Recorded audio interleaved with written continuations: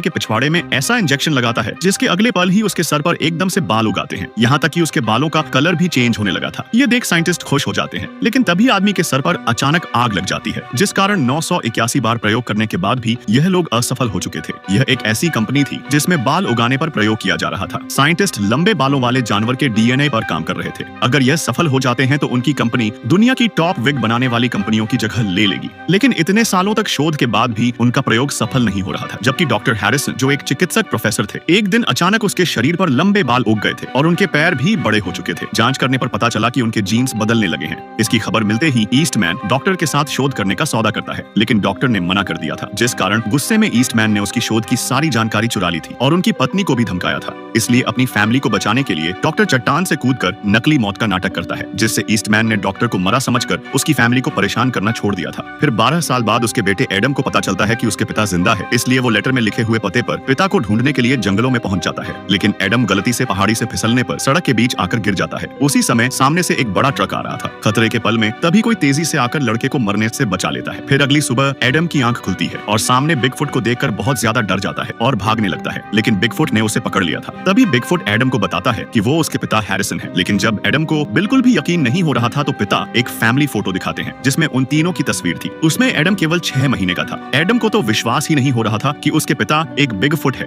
तभी पिता उसे अपनी पूरी कहानी बताते हैं कि वो तुम्हें और तुम्हारी माँ को छोड़कर क्यों चले गए थे। फिर सच्चाई जानकर एडम उन्हें माफ कर देता है।